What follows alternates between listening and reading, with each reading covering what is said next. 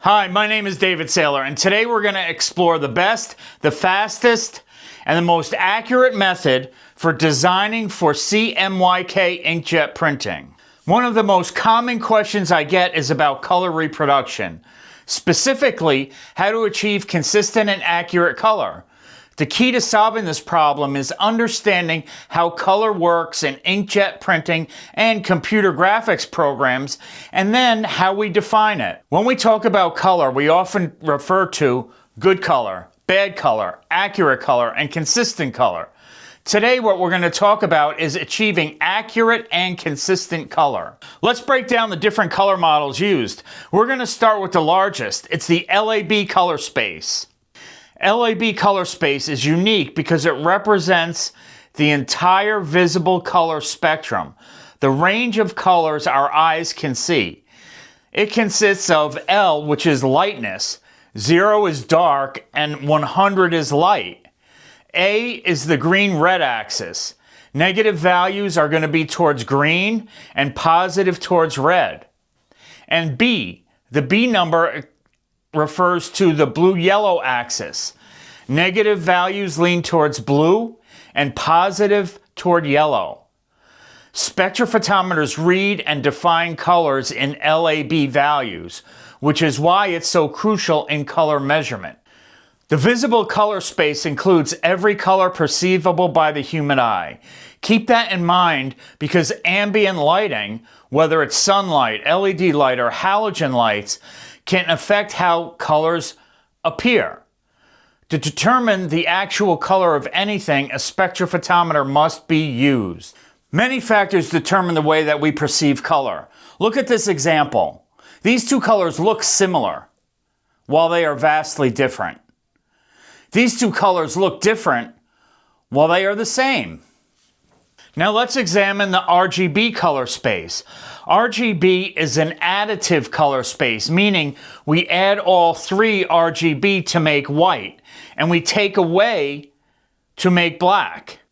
RGB values range between 0 and 255. So let's say pure green is represented as 0 red, 255G, and 0B. RGB is what your LED monitor uses. So if you're designing for digital screens or lighted output, you'll want to work with RGB colors because that's what you're designing for. RGB uses lighted output to create colors. What I've done here is just create colors using the RGB color space to give us an idea of different colors and different values. See, by adding a little R and a little G, we make that green lighter. Let's discuss the CMYK color space. Now, CMYK is a subtractive model. So you're subtracting from white to make colors. The CMYK color model assumes that you have white as a base. If you use CMYK to produce blacks or grays, it's going to have color in it. That's why they added a key color. And that key color is black. That's what the K stands for, key, not black. Now when we add black, we get cleaner and more consistent colors, and we can get much more accurate gray tones. For an example, if we take those colors that we created in RGB and we convert them with our computer graphics software to CMYK, for the black, we get C75, M68, Y65, and K90. Adding them up, that's 298% color. Way too much for EcoSolvent and latex printers.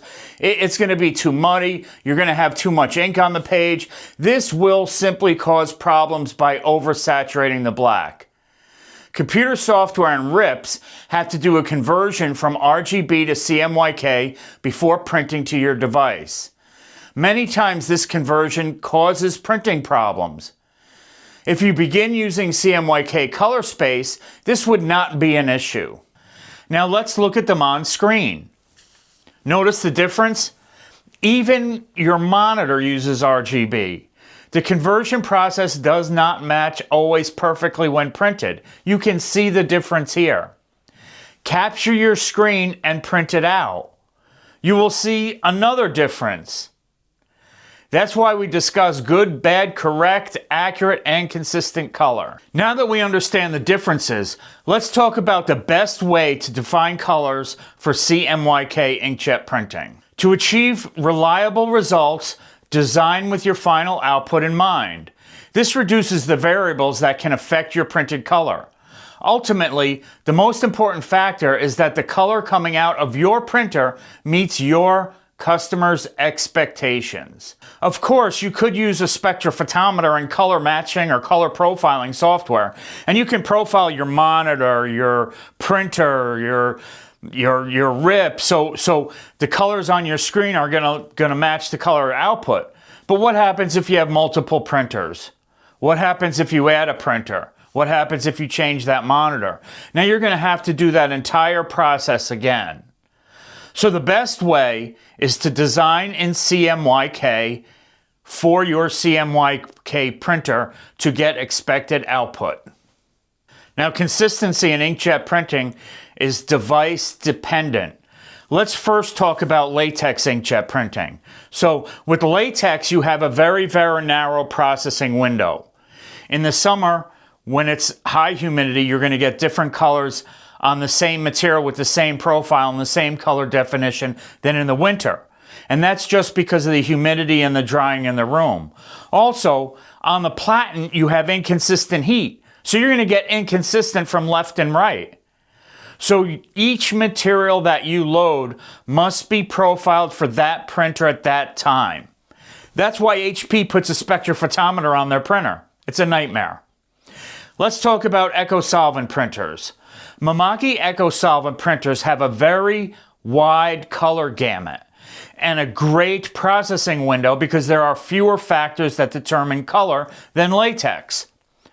So with an EcoSolvent printer, your colors are going to be more consistent than latex. Mamaki UV LED printers have a wide color gamut, and they provide the widest processing window and the most consistent color across various media. Check out the consistent color video in the how-to playlist. I've printed using the same profile on different medias and achieved under a 2 delta E difference on all media, which is fantastic for color matching. To ensure you are designing in CMYK, open your design software package. Make sure to change your default color space to CMYK. I don't have every design software package, but in CorelDRAW, if you go to Tools and Color Management, you can change it there. For Illustrator, it prompts this when starting a new graphic. If you're using FlexiSign, I know the default is RGB. Locate this setting and change it to CMYK. This will improve your printing right away. Let's recap the 3 color spaces we discussed. LAB, that's used for reading colors. RGB, that's used for designing on a screen with an LCD monitor, or if you're doing stage lighting, that's when you're going to design in RGB. The third color space is CMYK. Now your printer uses CMYK, so if you design in CMYK, you're going to get the most accurate results with the widest processing window. Here's a reliable method that will ensure your colors will match your expectations and your customers' expectations. Choose the media on which you print most frequently. Use your best settings for that media, the profile and the resolution. Print the Color Chart 2025. This is available by looking in this video description and downloading the color chart, or you can make one of your own. Display this color chart near your designers. Use this chart as a visual reference.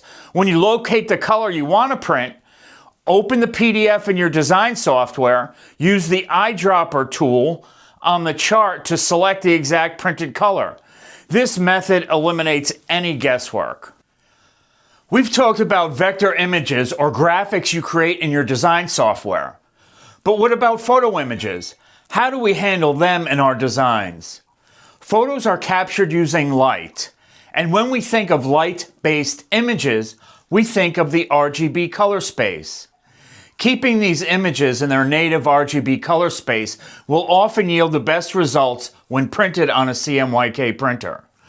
Optimizing photos for CMYK output is a much more in-depth process, longer than we can do in a 15-minute video.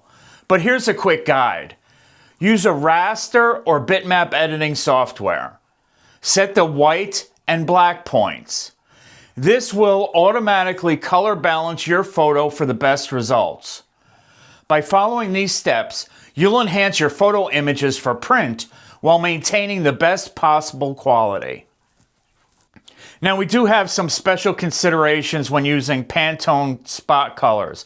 Pantone, I don't consider that a color model or a color space. It's just spot colors. It's just a ton of spot colors that are defined, and they're also defined in our graphics software. Now, when dealing with Pantone or customer-defined spot colors, here's an important thing to remember. Your customer's Pantone book might be way out of date, or the person who's printing for your customer today is not hitting that Pantone spot color. So if they say they want Pantone Red 485, it might be different than the actual Pantone Red of 485 that you know it is, because you have an updated swatch book and you know the LAB values for Pantone 485. Here is a tried and true process for hitting your or your customer's target or expected color. Step 1, get a printed sample of the color to be matched. Step 2, read the LAB value with a spectro. If you have a NIX, a great starting point for the color is the CMYK values that the NIX provides. Print swatches that are close to those CMYK values and read them with the NIX Quality Control Center. I realize that this might sound complicated, but once you've done it once or twice, it is easy peasy. At the end of the day, you will have documented with the NIX Device Quality Control Center the customer's target color LAB values and your printed output. This eliminates any visual color criticisms or complaints that might arise. Let's talk a little bit about the NIX Spectrophotometer. You can visit their website for more information. The top two things that it does: it reads a color and provides values in all color spaces. So I can read a target color and get a good idea of the CMYK values for printing. This is a software lookup table, so it will not be an exact match, but it will be close. The NIX conversion is the closest I have found for most colors. Next, if you choose a spectral model, it has a quality control feature to read a color and make that a target or standard color. Then read a sample color or the colors that you print and display how far off the sample colors are with the target color. The quality control section provides a graphic representation of where the color difference is and how to change the color to bring it closer to the target color or standard. This is a pretty nifty tool. The NIX devices have other tools, but those are the two that I use every day. A common mistake I run into is that printers try to profile their way out of a color that's not accurate. They try different profiles to hit a color. Then they try to visually match the target color by eye. This method is oh so not accurate, and it takes too much time. Also, this method is subjective to the lighting in the room or outside and the person viewing the color. If you are lucky enough to change a profile or rendering tint to match your customer's color, then every other color in your graphics is off. This way does not work and does not make any sense. I hope this video has cleared up any complexities there is with designing for CMYK printing. It's just an overview. If you have comments, please throw them in the comments section. If you like this video, give us a thumbs up and subscribe to the channel for more how-tos, training, inkjet printing information.